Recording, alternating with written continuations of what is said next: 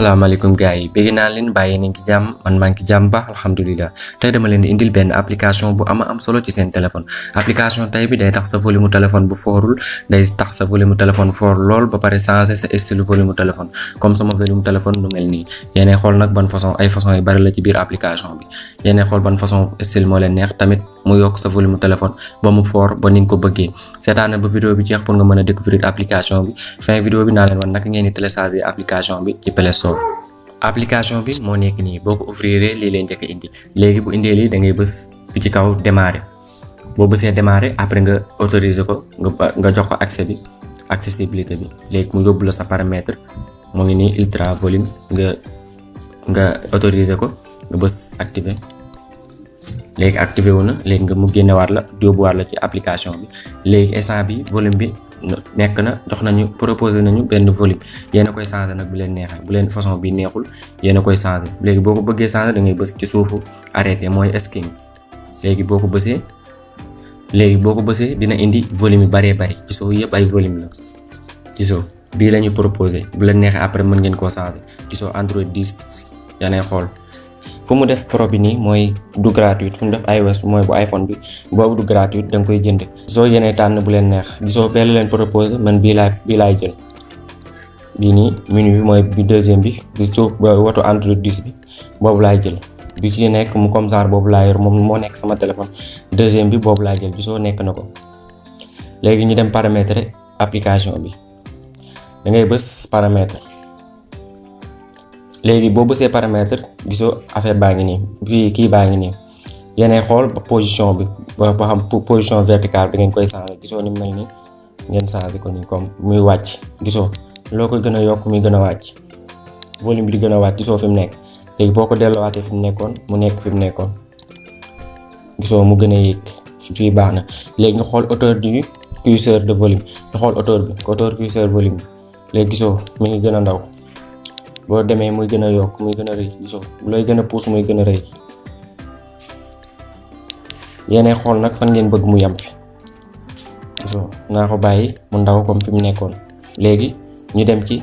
kii bi pour ñu animer ko pour muy daw mel ni comme vague ndox vague géej léegi ñu dem afficher utiliser le wave comme vague géej léegi ñu def autoriser gisoo ni muy dem na la ci kaw mel ni vague géej gis ngeen ci kii bi. léegi yéenay xool nag vague bi nu muy toll nombre de vague ñu xool gisoo nombre de vague gis ngeen vague bi gën na yokk léegi ñu xool hauteur de vague guddaay bi gis ngeen ni mel yéenay xool nag yéen a koy wàññi ma xam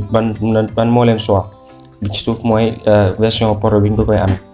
léegi ñu dem vitesse bi comme vitesse vague bi comme boo bëggee mu gën a gaaw gis ngeen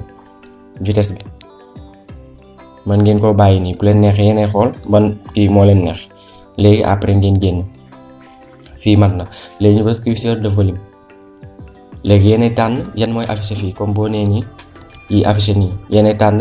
ñaata nombre ngeen di affiché foofu comme appel comme bu ngeen dee yokk seen volume appel ak bluetooth ak système bu leen neexee ngeen dugal ci luminosité bi bu leen neexee ngeen bañ ko cee dugal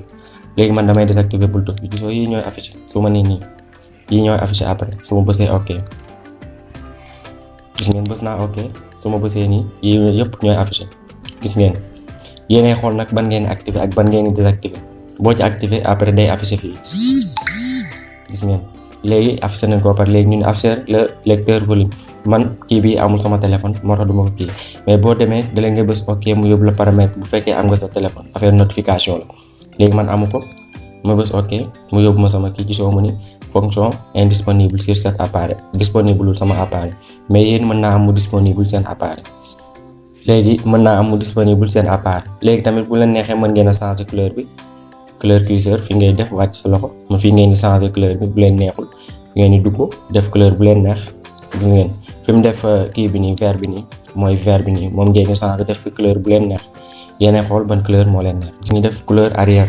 plan couleur arrière plan tamit blanc la yéenay xool ban couleur moo leen neex après ñu dem bii transparent mode pro bi la fii mu ni vibrer lorsque la limite de volume est atteinte nee na day vibrer fii ba limite volume bi day fort trop léegi bu limite bi mu war a yem sa téléphone bu ko dépassé day vibrer mën ngeen ko activer mën ngeen koo bañ a activer léegi naka ngay télécharger application bi da ngay dem sa Google Play Store.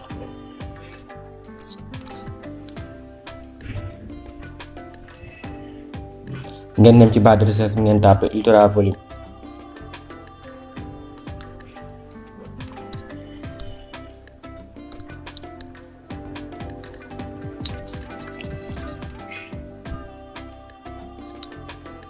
gis ngeen bu ngeen tapé Ultra Volume mooy njëkk a génn, mooy kii bi njëkk a génn ci kaw.